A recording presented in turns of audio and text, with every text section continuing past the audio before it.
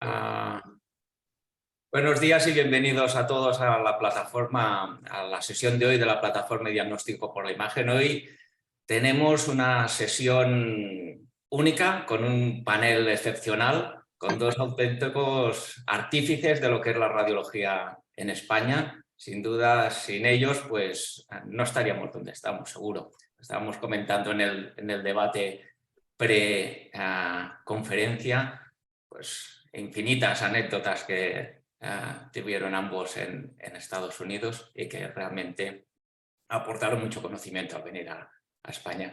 La charla va a ser sobre la silueta cardiovascular, la radiología de tórax, y la va a dar el doctor César Pedrosa, y como experto panelista tenemos también al doctor Xavier Lucaya.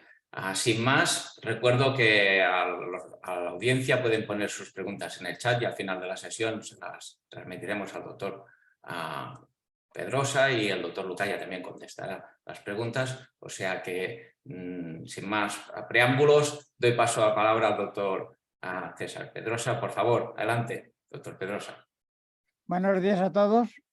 Es para mí un honor haber sido invitado a estas sesiones que tanto éxito tienen y tan bien resultan.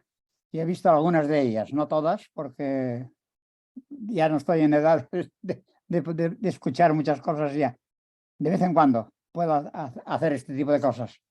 Hoy, en la invitación, fue directamente sobre un tema, la silueta cardiovascular, que yo creo que plantea problemas importantes porque el auge de las nuevas tecnologías, de las tecnologías axiales, ha hecho que este tipo de técnicas se vayan olvidando.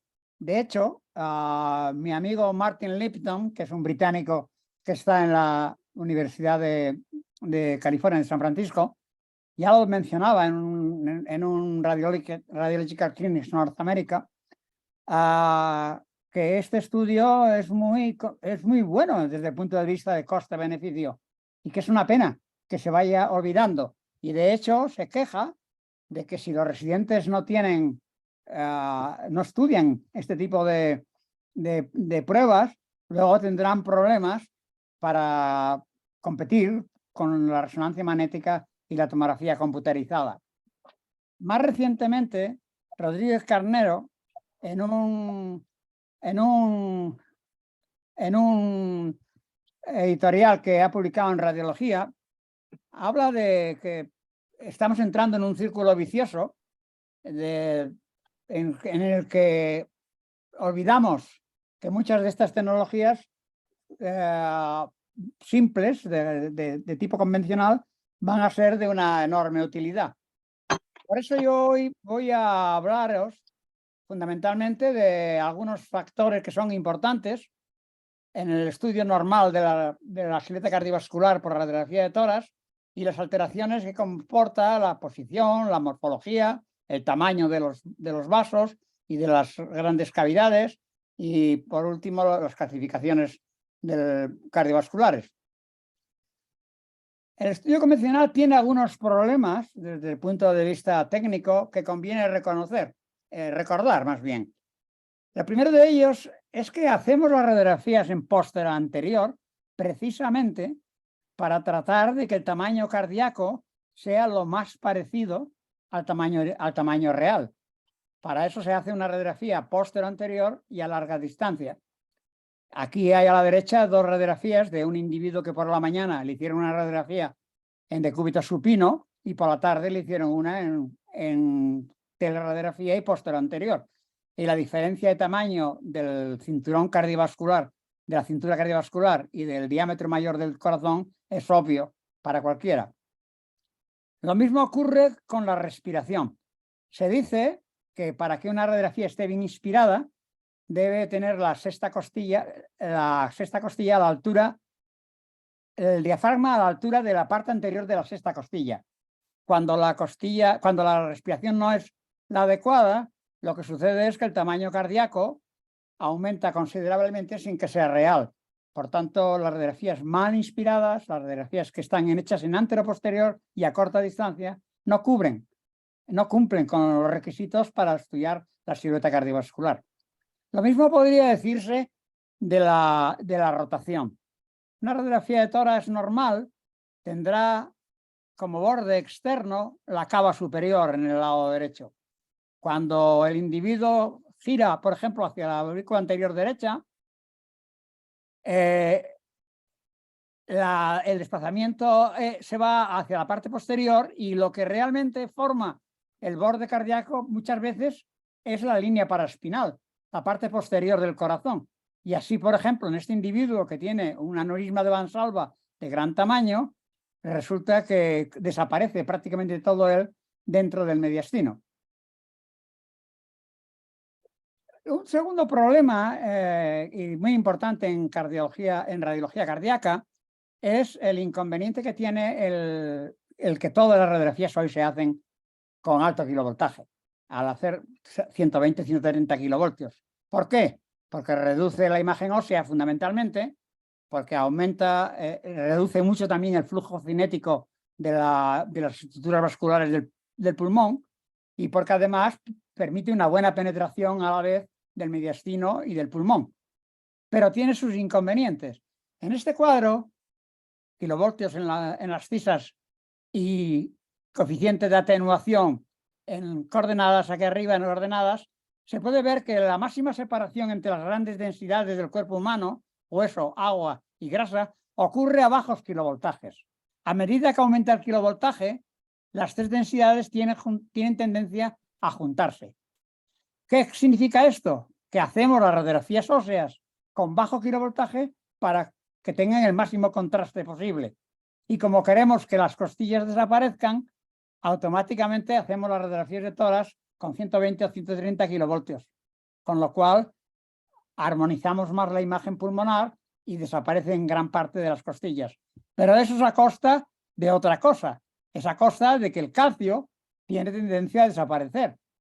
Y por eso, por ejemplo, en este individuo que tiene unas radiografías de tórax a la izquierda y a la derecha una radiografía de costillas, puede verse que las calcificaciones del arco aórtico, de la arteria coronaria descendente anterior o del anillo de la mitral son mucho mejor vistas en las radiografías de bajo kilovoltaje que en las de alto kilovoltaje.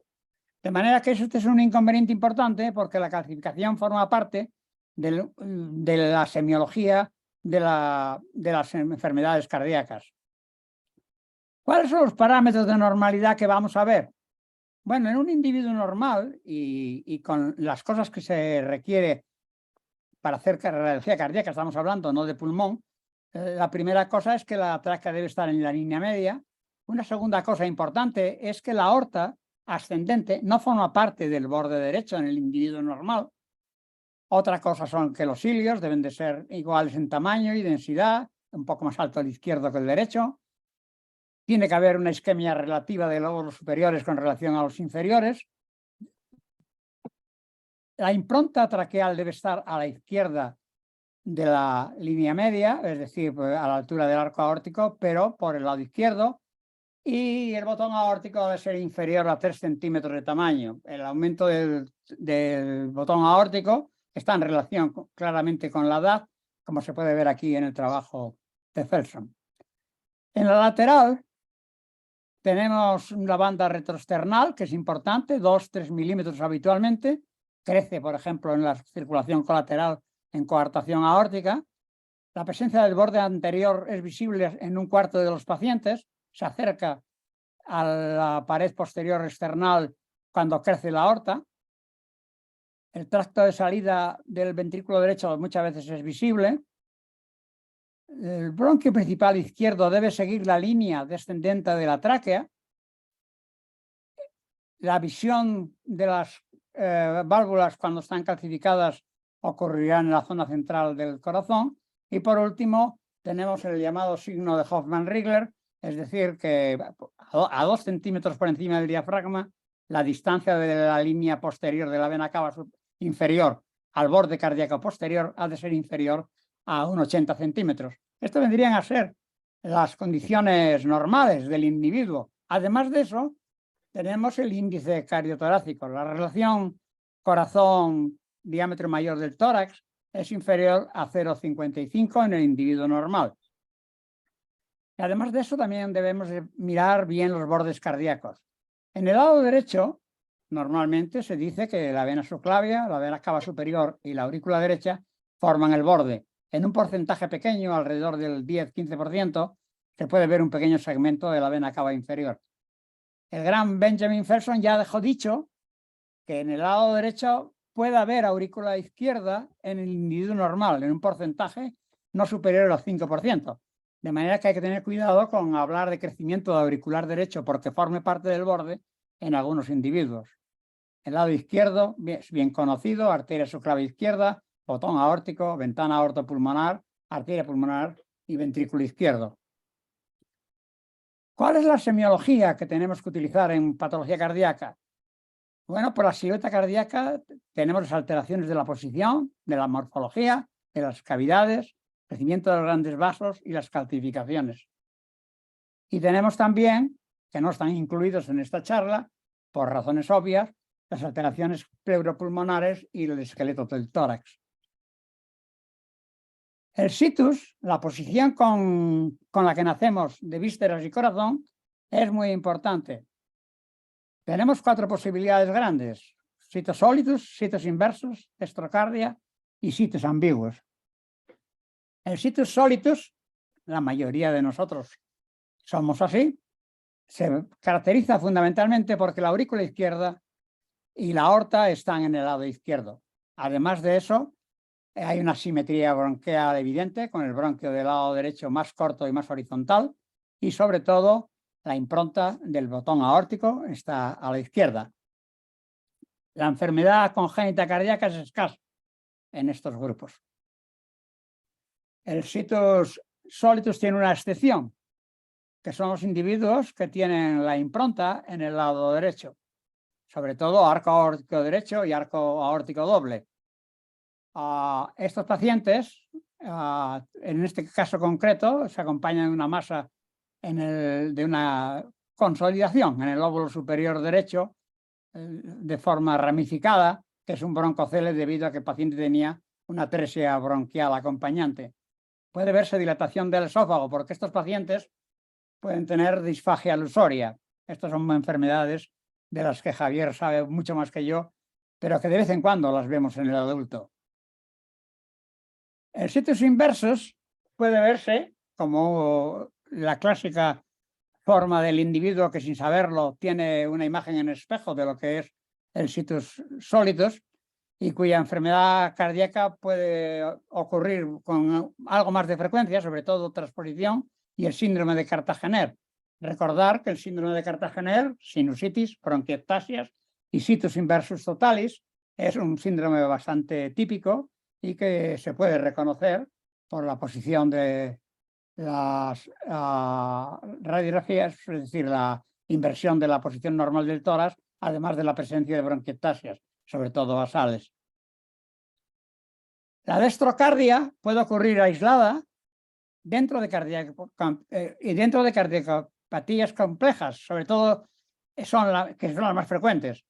Recientemente, o hace poco, se ha descrito también una variante del síndrome de Poland, del síndrome de ausencia del músculo pectoral, en la cual los individuos tienen destrocardia. Lo publicó Newton en el 2007. Aquí veis el pectoral del lado derecho, el izquierdo no existe y tiene hiperclaridad del lado izquierdo con destrocardia. El situs ambiguos, heterotaxia o poliesplenia, es un síndrome en el que aparecen múltiples bazos. Para empezar, hay una forma de síndrome con asplenia, pero que se ve mucho más en niños, porque son formas letales en general, y en el adulto no se ven como se ven en el niño. En el adulto es más frecuente la poliesplenia, que se acompaña de la destrocardia. Este paciente tiene hallazgos en el lado derecho porque estaba operado de un carcinoma de esófago. Además, en el síndrome de poliesplenia, muy importante es la presencia de un hígado central. Aquí veis dónde está situada la vesícula en este paciente, y los pulmones bilobares. Vean, ambos bronquios son similares, Es decir, no tienen la disposición que habíamos dicho, más corto y más horizontal el derecho. Y se puede ver aquí el inicio de la gran fisura, porque ambos pulmones son dos pulmones izquierdos. Es decir, tiene un pulmón que se llama pulmones bilobares. Luego tenemos la posición adquirida del paciente. Habitualmente hablamos de que la silueta cardíaca tiene en el individuo normal 1/3 a la izquierda de la línea media y 2/3 por la derecha. Se puede desviar hacia la izquierda fundamentalmente debido a rotación, diámetro reducido. Todos los pacientes que tienen escaso diámetro anteroposterior, como en el pectus o en la espalda recta, pueden tener tienen desplazamiento de la silueta cardiovascular hacia la izquierda. La ausencia de pericardio, cuando ocurre en el adulto, la pérdida de volumen del pulmón izquierdo y masas en el lado derecho, como pueda ser un gran derrame pleural. Aquí tenéis un ejemplo típico de una imagen de ausencia de pericardio, ausencia congénita.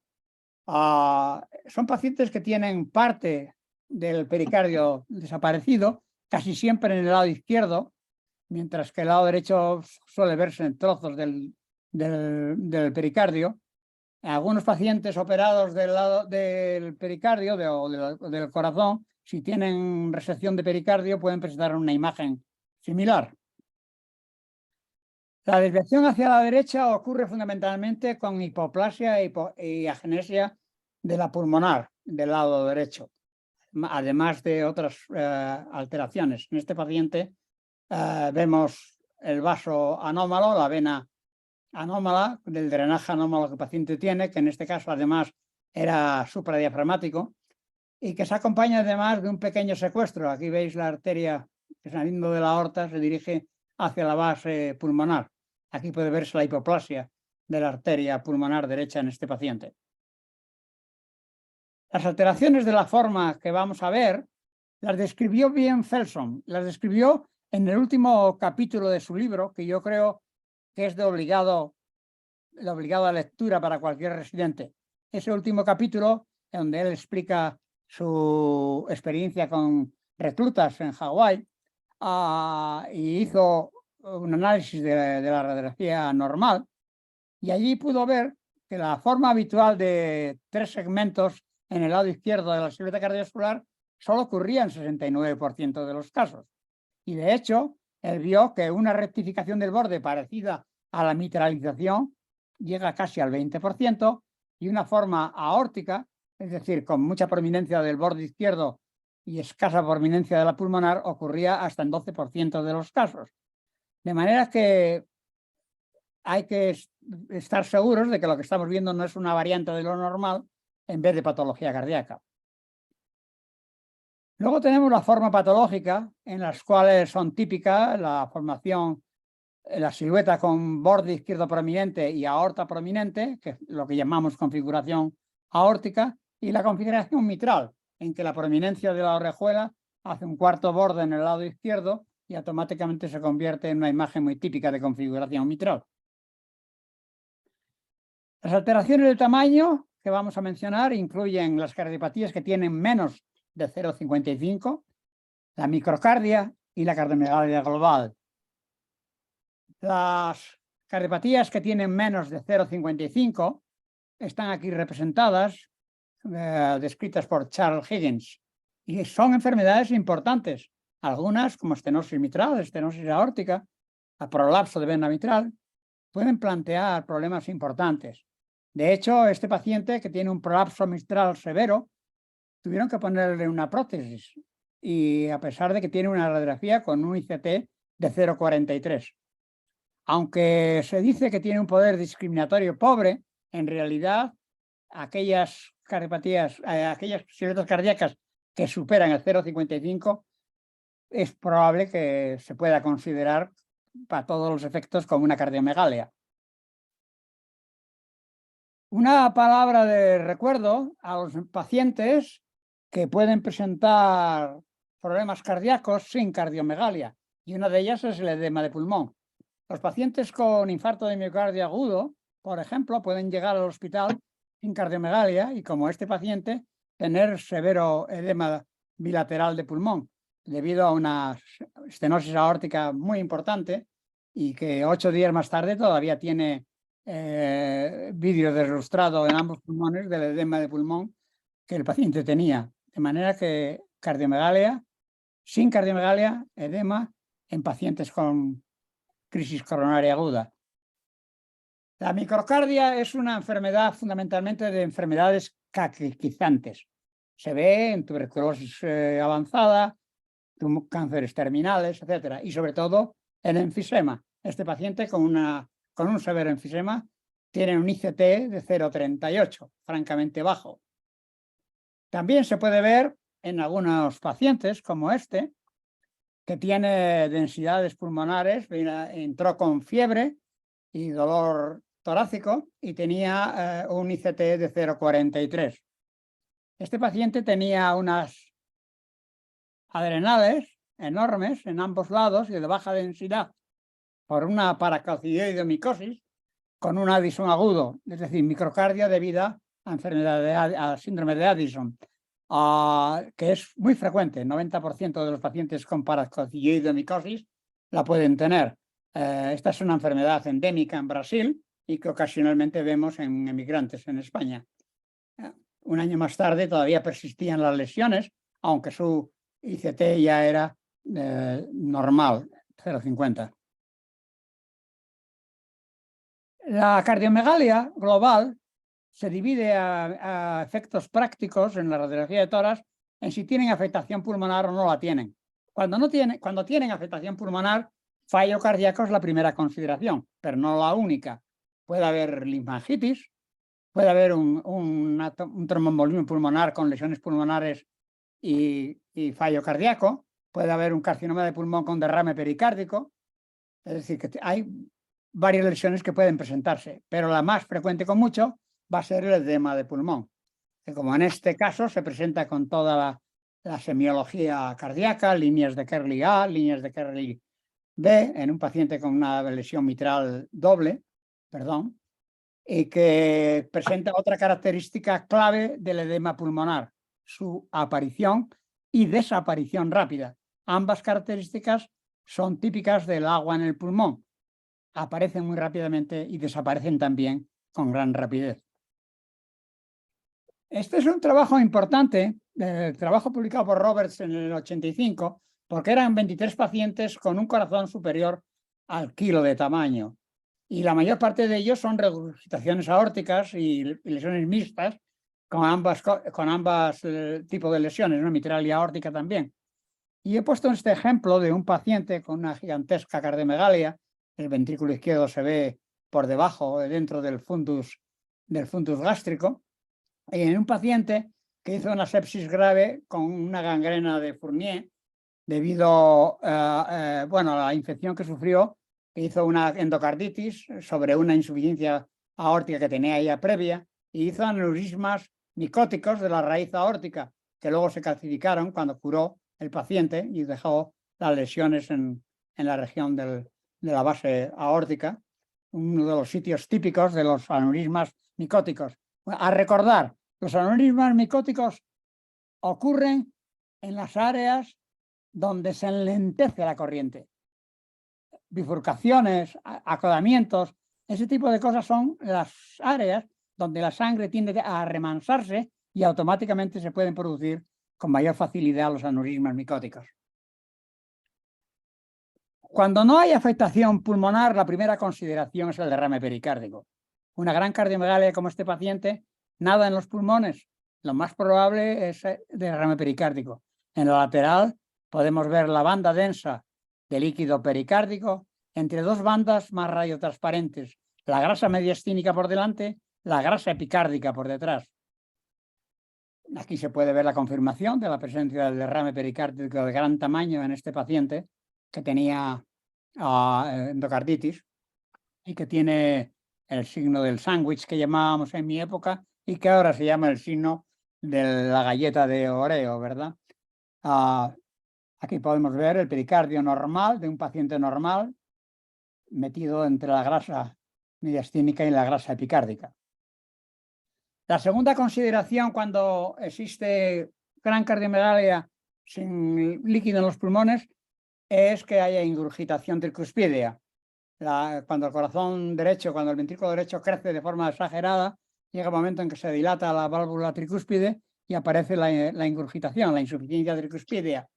Y con eso el líquido se desplaza hacia el lado derecho, edemas en las piernas, hepatomegalia, ascitis, etcétera. Y muchas veces, en esos momentos, el parénquima pulmonar no presenta congestión pulmonar.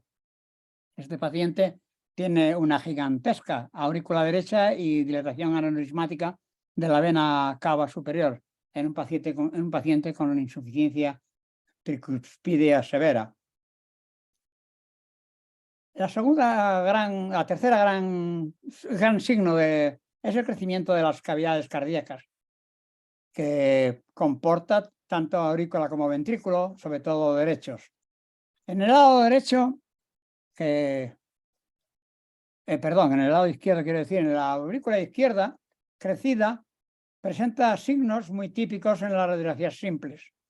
Presenta sobre todo la llamada típica doble sombra cardíaca, con llegada hasta el borde derecho cardíaco, que Higgins describió que debe ser inferior a 7 centímetros su distancia hasta el bronquio principal izquierdo. En este paciente tiene 8 centímetros. Además, el desplazamiento y estrechamiento del bronquio principal izquierdo, sobre todo con presión, porque el desplazamiento se ve con menos frecuencia, pero con presión se puede ver con relativa frecuencia. Y otro signo que tiene poco valor es el ángulo carinal. La apertura del ángulo carinal es un hecho muy variable en el individuo normal. Por último, el crecimiento de la orejuela, la aparición de la orejuela en el borde izquierdo, para muchos el signo más sensible de la presencia de crecimiento auricular izquierdo. A eso hay que añadir la presencia de calcificación en trombos, como en este caso un trombo en la orejuela calcificado, la calcificación de la pared de la aurícula que ocurre en las lesiones mitrales de larga duración.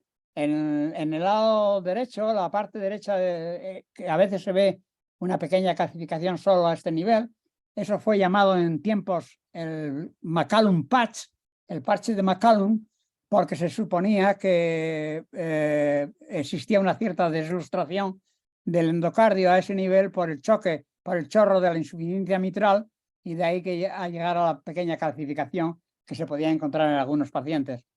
Además de eso, recordar la redistribución, que ocurre como un signo secundario, pero muy importante, de la enfermedad mitral. En el lateral tenemos la calcificación valvular. Recordar que la línea que une la carina con el borde anterior diafragmático deja por delante la válvula aórtica y por detrás la válvula mitral, en un paciente que además tiene un gran bocio. Y por último, el desplazamiento del bronquio principal izquierdo, que ocurre con los grandes crecimientos auriculares. El ventrículo izquierdo tiene desplazamiento de la silueta hacia el lado izquierdo, la visión del borde cardíaco o la punta cardíaca que desciende y que a veces se ve a través del fundus cardíaco, y el aumento de la distancia anteroposterior. Muchas veces la posibilidad de que digamos que tiene un individuo ventrículo izquierdo crecido está bastante limitada en las radiografías de tórax. De hecho, aquí se menciona cómo debe estar el volumen por encima del 66% para una sensibilidad solamente del 75%.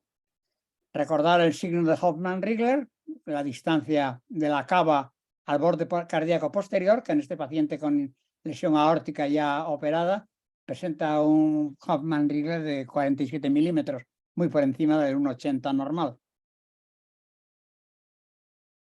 Una excepción al crecimiento ventricular que no vemos es la hipertrofia, ¿verdad? En el caso de la miocardiopatía hipertrófica, como aquí se menciona, 50% de ellas, de las que son sintomáticas, pueden tener alteraciones cardíacas.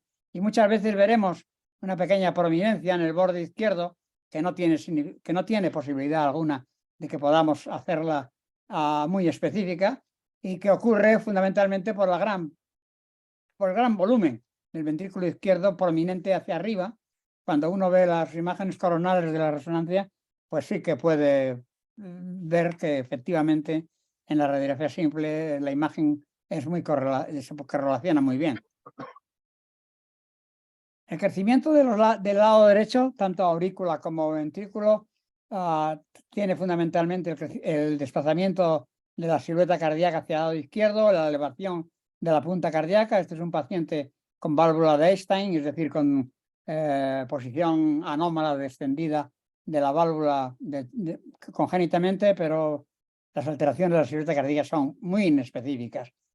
Lo mismo sucede con el crecimiento ventricular derecho, crecimiento de la punta hacia arriba, relleno de la parte posterior del retroesternal, pero son datos que tienen poco valor. Más práctico es decir qué ventrículo está dilatado. Bueno, pues si está la aorta, lo más probable es que el ventrículo izquierdo, y si está la pulmonar, lo más probable es que sea el ventrículo derecho, ¿verdad? El aumento de los grandes vasos es el siguiente punto semiológico que podremos discutir. La aorta, ya lo hemos dicho al principio de la presentación, no forma parte del borde normal, pero crece de manera tremenda. De hecho, dicen estos autores que crece 2 veces de tamaño de los 20 a los 80 años. Y además que puede crecer y elongarse hasta en individuos normales, es decir, que no tengan grandes alteraciones cardíacas. El hecho concreto es que ello hace que el borde derecho sea denso y bien visible en la mayoría de los casos. Es la aorta la que lo hace. Aquí puede verse en esta reconstrucción SMIP cómo la aorta se superpone a la cava y dando una imagen de densidad anormal en la radiografía de tórax. En este paciente puede verse además, tenía un teratoma, que la aorta tiene poca compresión. En realidad lo que hace es sumarse a la sombra de la cava inferior y por eso aparece en el borde derecho. Solamente los grandes aneurismas suelen tener compresión de la cava al crecer hacia atrás, pero en general es la superposición lo que hace que el borde sea denso y anormal. La dilatación de la aorta torácica ocurre fundamentalmente en aterosclerosis, la forma extasiante que algunos llaman, forma grandes aneurismas que pueden ocupar el borde derecho cardíaco y parecer una imagen de tumor o masa a la altura de la aurícula derecha. En este paciente tiene también aneurismas a nivel de los troncos supraórticos. Este es un caso curioso porque hace un par de días, estando en el hospital buscando casos para las charlas, me encontré con este caso. Esto es del año 2009. Estas son las radiografías del año 2015 que encontré, en la que puede verse los gigantescos aneurismas que ha desarrollado a nivel de los troncos supraórticos. Hoy es importante reconocer la presencia de las aortitis, ¿verdad? Ha aumentado considerablemente el número de aortitis que podemos ver. No solamente las aortitis no infecciosas, sino sobre todo las infecciosas, probablemente, fundamentalmente debido al SIDA, pero también a la presencia de enfermedades autoinmunes que traen consigo lesiones como este paciente o esta paciente con un enorme aorta, en una aortitis IgG4, son más habituales en la aorta abdominal, pero ocasionalmente aparecen en la aorta torácica con lesiones extensas que afectan a todo el territorio de la aorta torácica y que, como puede ver, se captan en el estudio del PET. La dilatación selectiva de la aorta ascendente tiene su propia patología. Se habla de que el chorro de salida a través de una válvula estrecha va dilatando la pared de la aorta al chocar contra ella. Ocurre fundamentalmente en las estenosis aórticas, pero puede verse en otro tipo de enfermedades, sobre todo las aortitis del lado derecho de la aorta ascendente, sobre todo la sífilis. Este es un ejemplo de una lesión aórtica doble con calcificación extensa en una válvula que además era bicúspide y que tiene la gran dilatación selectiva del lado derecho de la aorta ascendente. La dilatación de la arteria pulmonar principal puede ocurrir en múltiples cosas. Felson describió que mujeres adolescentes jóvenes vaya a verse dilatación de la pulmonar sin patología evidente. Recordar que un aspecto práctico, que en la radiografía de tórax el tamaño de la pulmonar es muy parecido al tamaño del botón aórtico en el individuo normal.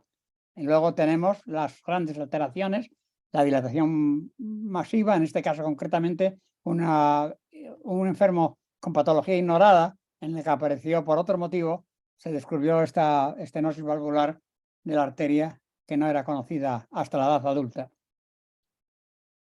La vena ácigos en el individuo normal tiene como 10 centímetros o menos, perdón, milímetros o menos de tamaño. Este paciente tiene 22 milímetros y tiene una gran cardiomegalia y tiene también la línea paraórtica que se borra al llegar aquí abajo.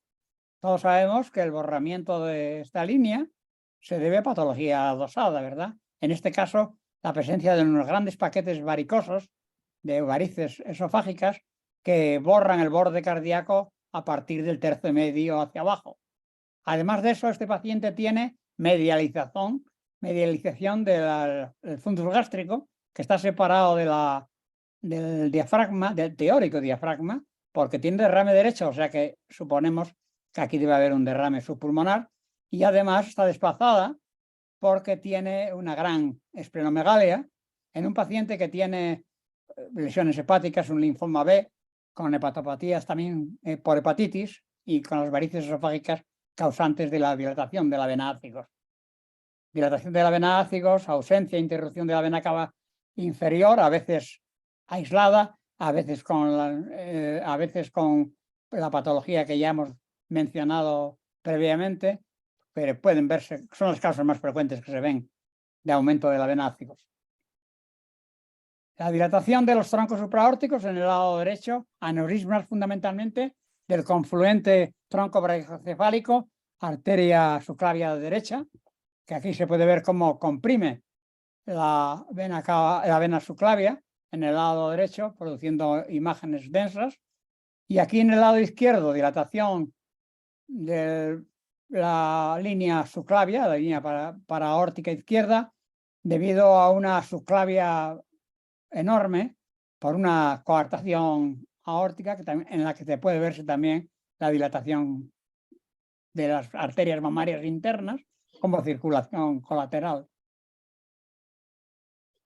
Las calcificaciones son un elemento importante, ya lo hemos dicho, de la semiología cardíaca. Pueden verse en múltiples áreas, pericardio, valvulares, miocardio.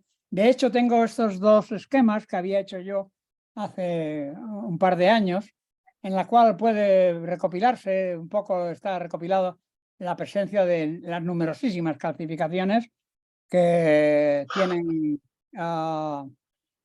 que pueden encontrarse en la patología cardíaca a nivel de radiografías posterior, anterior y lateral de tórax. Si pasamos revista primero a las clasificaciones de coronarias, recordar que Sousa ya describió el triángulo que llamó el triángulo de calcificación de arterias coronarias que ocurre en el lado izquierdo y donde se ve fundamentalmente la arteria coronaria descendente anterior, a veces puede verse parte de la circunfleja.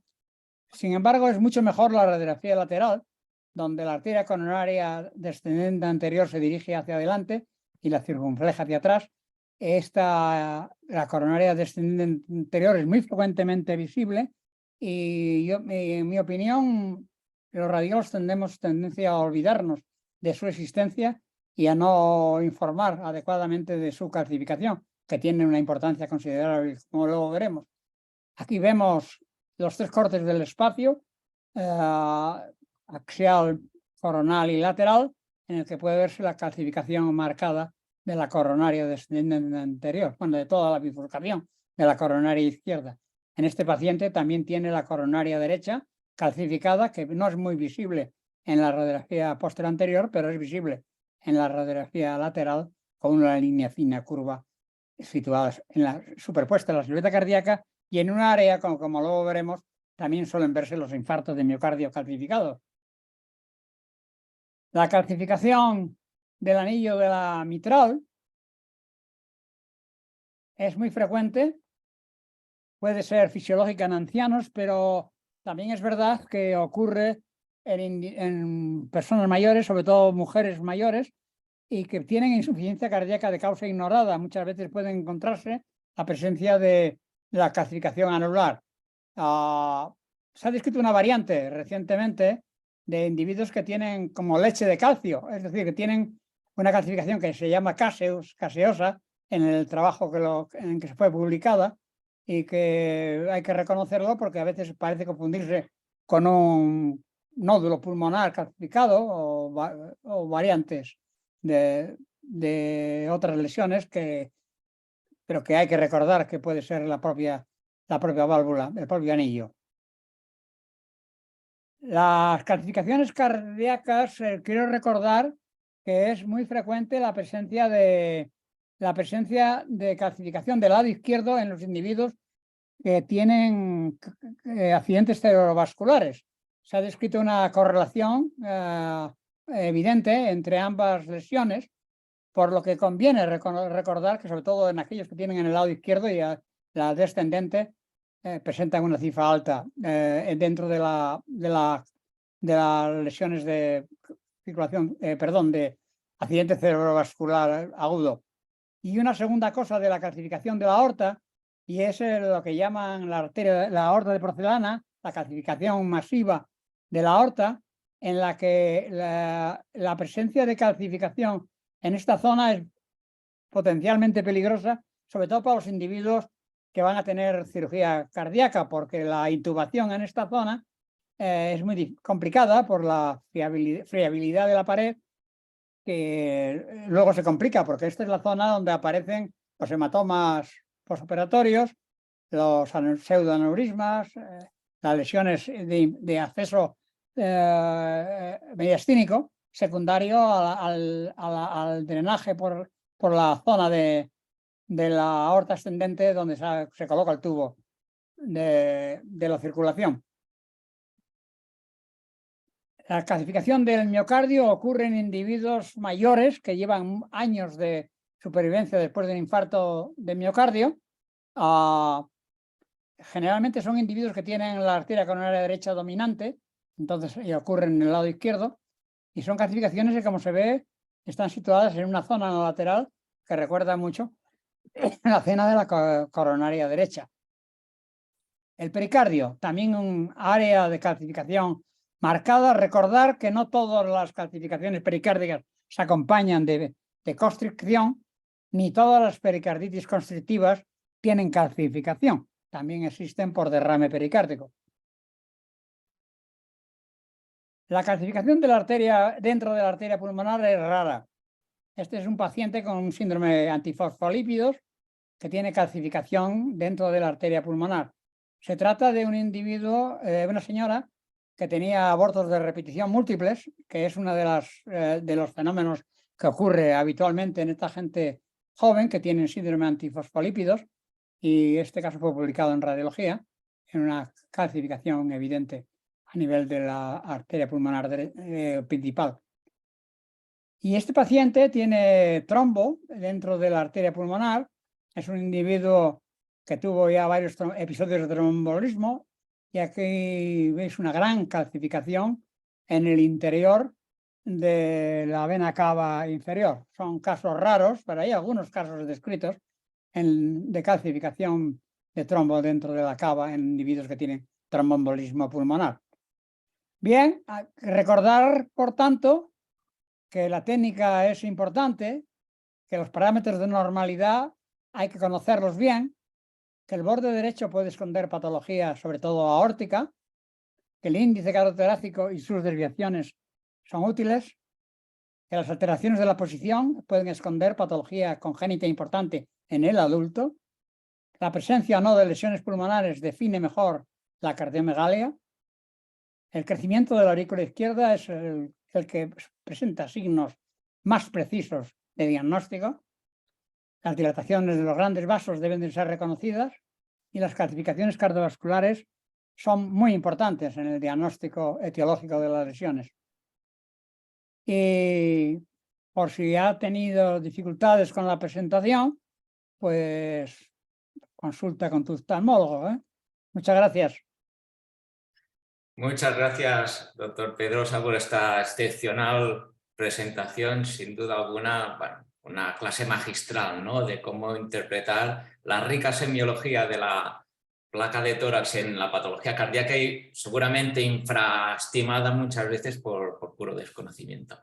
Pero realmente ha sido una clase excepcional. Hay muchos comentarios y felicitaciones en el chat. Yo, antes de pasar a leer los comentarios, quisiera también dar el paso de palabra al doctor a Xavier Lucaya. Seguro que tiene también comentarios, preguntas, en fin, infinidad de cosas que comentar. Xavier, sisplau. Bueno, maestro, sigue siendo un maestro, pero deja que te eche un cable en el tema pediátrico. Bueno, por ejemplo, nosotros realmente en muchos años, conociendo si el paciente tiene cianosis y el electrocardiograma, diagnosticábamos las cardiopatías congénitas, pero siempre utilizando la radiografía de frente y de niño. La valoración del tamaño cardíaco en una radiografía anteroposterior es muy difícil porque la glándula tímica nos puede dar grandes disgustos, cosa que no sucede en el adulto.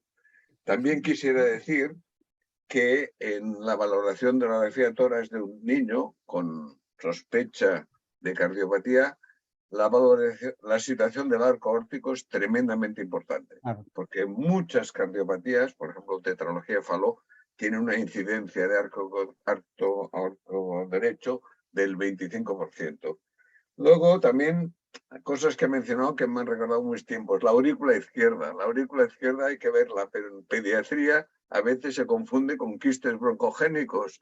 Y esto, aquí la ecografía y el CT nos han echado una mano muy importante.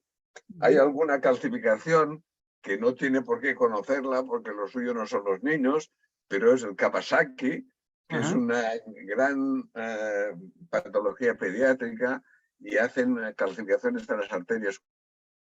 La única causa de calcificación coronaria en niños.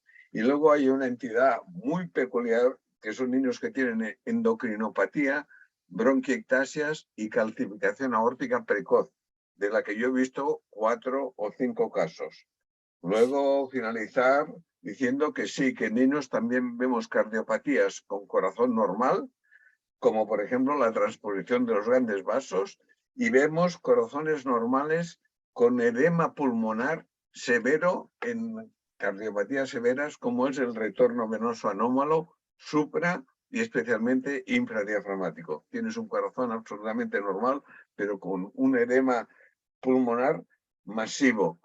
Y luego ya una anécdota que ha mostrado una genesia pericardio, y la genesia pericardio tiene un signo muy característico, es el signo del pico, que es una parte del pulmón en forma de pico, se inmiscuye entre la aurícula izquierda y la aorta, se llama signo del pico. Y yo lo presenté en Chile y ustedes sabrán qué significa pico en Chile, que siempre que lo mencionaba, toda la audiencia explotaba a reír porque es como si dijéramos aquí algo como el signo de la polla.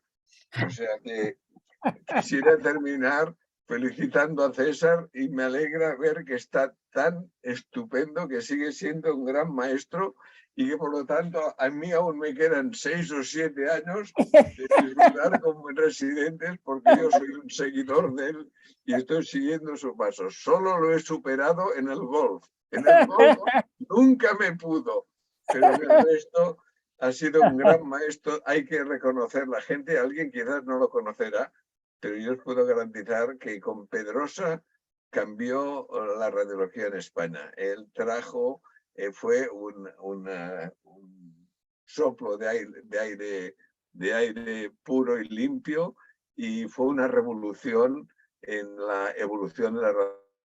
Creo que absolutamente todos, les debemos un gran respeto. César, ha sido un gran placer compartir contigo una sesión extraordinaria y quiero agradecer públicamente tus enseñanzas y tu mecenazgo. Muchas gracias. Muchas gracias, Javier, muchas gracias. Un gran abrazo. Lo mismo te doy. Perfecto. Otro para ti. Otro para Muy ti. bien, doctor Lucaya, aportando también la visión desde el punto de vista de la radiología pediátrica, ¿no? También muy complicado de Si interpretar. me permites un momento, Sí, que es que Javier ha mencionado sí. ah, algunos signos que son muy importantes en patología pediátrica. Yo no sabía que iba a estar Javier aquí, pero evidentemente la radiología pediátrica estaba excluida totalmente de mi presentación. Quiero decir que no pretendía entrar en ese terreno porque para eso maestros hay. Pero, perdón, pero se me ha ido la imagen un momento. Ya está. Pero, por ejemplo, ha mencionado una cosa que es muy interesante, que es lo de niños. Yo pasé 3 meses en el Children's de Filadelfia, de mi residencia, y allí aprendí ciertas cosas de patología de niños que no he olvidado nunca, ¿no? Y me ha recordado mucho cuando él ha hablado, porque niños en lactantes, por ejemplo, muchas veces la impronta de la aorta sobre la tráquea es el único signo que realmente tienes de la patología del lactante, ¿no? Porque, pues, como dice Javier, el tamaño del timo impide que se pueda ver ni otra patología añadida, ¿verdad? Muy bien, muchas gracias, Javier, Sí, por recordar. a ti, maestro, a ti. Tenemos muchísimos comentarios en el chat. Venga, Vamos a ir rápidamente leyéndolos. La mayoría son de felicitación. La gente está encantada de volver a oír hablar al doctor Pedrosa. Hay un primer comentario que es de Serafín Costilla, que es el último jefe de radiodiagnóstico del hospital. recién jubilado. Recién jubilado. Dice, primer día de jubilado. Se estrena en el chat como primer día de jubilado y recuerda una anécdota, bueno, reciente de los últimos días, de un caso de unas masas hepáticas que habían crecido rápidamente en pocos días y él le pidieron opinión y recordando las enseñanzas del doctor Pedrosa, dice, él me enseñó que lo que crece en pocas horas contiene sangre, lo que crece en semanas es pus y lo que crece en meses son tumores. O sea que lo pincharon y con que había crecido en poco tiempo salió pus y bueno, era una anécdota, un reconocimiento a la radiología clásica con racionamiento lógico gracias a la enseñanza del doctor Pedrosa. Otro comentario de Pablo Rodríguez, pone muchas gracias, enhorabuena. La radiología simple sigue siendo la prueba más frecuente realizada en nuestros servicios, pero paradójicamente no siempre está informada ni supervisada. Los radiólogos sabemos menos de radiologías simples, consecuencia de la evolución o un abandono deliberado. ¿Cómo debemos afrontar este fenómeno, ¿no? Siempre que hablamos de radiología simple sale a relucir, ¿no? Que la estamos abandonando. ¿Esto qué opinan los dos grandes maestros? ¿Quieres opinar tú, Javier? Yo creo que la hemos abandonado porque el radiólogo está sometido a una presión impresionante de trabajo y no le da tiempo para informar 200 radiografías de tórax y prefiere dedicar su tiempo a informar resonancias magnéticas, CTs, PETs, que son mucho más complejos. Eso conduce a que el responsable del informe de la radiografía de tórax sea el médico de urgencias o el médico no especialista que sabe, tiene los conocimientos, pero no es un experto. Y se le escapa en detallitos que eran muy importantes. Por ejemplo, en algunos de mis hospitales yo era experto en patología neonatal. Hoy día en la mayoría de hospitales españoles la radiografía de tórax neonatal no se informa. La informan los neonatólogos. Bueno, ha cambiado la medicina. Luego vienes tú y dices, retorno venoso anómalo infradiafragmático. Y ellos lo diagnosticarán al cabo de 3 días mediante una ecocardiografía. Claro, bueno, pues es así. O sea que se ha perdido la radiografía ósea, que yo la considero muy importante, pues a mí me enseñan casos que con la radio simple son diagnósticas completo, diagnóstico indudable, tiene una estiocitosis o tiene un condroblastoma y le han hecho 2 resonancias, un escáner y 3 ecos. Así va, pero hemos perdido la radiología convencional totalmente, pero que la radiología convencional Yo se informa quería mal. Yo también quería Viejos. añadir que Déjame acabar, César. Los viejos, como hacen en Estados Unidos, nos tendríamos que dedicar a enseñar radiología convencional, cosa que no nos... ¿se ha cortado? Sí, parece que tiene problemas con la los conexión. residentes de primer y segundo año. Ya. Y Y yo he también quería dicho, añadir que, claro, el periodo de aprendizaje de la residencia sigue siendo el mismo hoy que hace 20 años. Entonces, claro, meter los conocimientos que hay actualmente de patología torácica en 4 años a costa de hacerlo por simple solamente, pues no cabe. Tienes que meter también la resonancia magnética y la tomografía computarizada. Y es el mismo tiempo que había antes.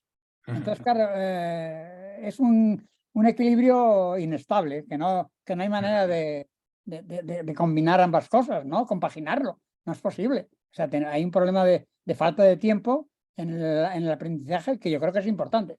Sí, ¿no? Es una lástima perder toda esta semiología, pero yo a favor de la nueva tecnología diría que hoy sabemos más de imagen cardíaca gracias al TAC y a la resonancia, ¿no? También. Claro. Eso es. O sea, hay infinidades de comentarios en el chat. Voy a ir rápido para no dejarme ninguno. David ya nos comenta que qué gusto irte a hablar, jefe. Siempre ha sido un clásico que no se ha quedado en su época, perdón. Después Ángel Gallete también comenta la excepcional charla y que tendremos la oportunidad pronto de oírte hablar el día 22 también en un programa de webinars del Colegio Interamericano de Radiología. Antonio Cabrero comenta excelente charla, como siempre, completísima, amena y actualizada. Carlos Alexander Turpech, que comenta felicidades César, quedar el segundo por segunda vez. Tendrás que explicarlo y justificarlo. Aquí hay algún mensaje que no... Es una anécdota. Francisco Reyes, un gusto poder disfrutar de la charla de calidad. Fátima Matute, felicidades jefe. Antonio Sáenz, espectacular presentación. En fin, numerosísimas felicitaciones. Estamos casi ya en tiempo de descuento, como diríamos en el fútbol. Yo creo que seguro que Salva quiere añadir algún comentario. Salva. Sí. Bueno, muchísimas gracias, Víctor, por tu moderación. Muchas gracias, Xavier, por tu excelente palabras y comentario experto y sobre todo, profesor César Pedrosa. Me has dicho al principio que te estudiara, pero para mí eres siempre el profesor César Pedrosa. Espectacular, magistral. Yo creo que tu sesión, el vídeo lo vamos a ver todos varias veces y a mis residentes me voy a encargar de que también lo vean. Y yo intento siempre hacer, César, un resumen. Tú lo que nos has dicho, un poco intentando hacer una regla mnemotécnica, son cosas, bueno, nos has dicho primero, por favor, estamos poniendo la radiografía de tórax, Xavier lo ha recordado, mirar un poco, saber lo que es normal, nos has contado la anécdota de Felson, cómo la aprendió, saber lo que es normal, saber la calidad y después nos has hablado 3 A's y 3 C's. Las 3 A's han sido alteración de la posición, alteración de la morfología, alteración del tamaño, las 3 A's, y las 3 C's han sido crecimiento de cavidades, crecimiento de grandes vasos y calcificaciones, ¿no? Si dominamos todo esto, yo creo que podemos aprovechar toda la información y ayudar mejor a nuestros pacientes. No sé si te parece bien el resumen, César. Me parece fenomenal, muchas gracias. Yo no lo podría haber hecho tan bien como tú. Muy Me bien. parece que es estupendo. Pues oye, ha sido un lujo. Si pudiéramos abusar, nos gustaría volver a contar contigo y también con el doctor Lucaya. Y no sé si quisieras decir algunas palabras, César, antes de acabar. Bueno, simplemente que aquí estamos, ¿no? Y en el camino nos encontraremos, ¿no? Muy bien. Hay que intentar seguir en ello. Perfecto. Quizás Javier también quería decir algo al final. Javier, ¿querías decir algo para redondear un poco la sesión de tu amigo doctor César Pedrosa? Xavier. Un lujo tener a César con nosotros y un lujo participar con el Hospital Clínico de Barcelona, que sigue siendo uno de los mejores hospitales de este país. O sea, gracias por permitirme participar en una sesión tan entrenable. Muchísimas gracias, Xavier. Muchísimas gracias, César. Gracias, Víctor. Simplemente recordar a la audiencia que mañana la sesión es el doctor Rafa Salvador, que nos va a hablar de biopsia renal y nefrostomía. Estáis todos invitados. estamos en contacto. Muchas gracias a todos. Que tengáis un gran día. Bien. Gracias, César. Buen día. Xavier, Buen día. Ya. saludos. Buen día para Adiós. todos. Adiós. Adiós, encantado. Adiós. Ya.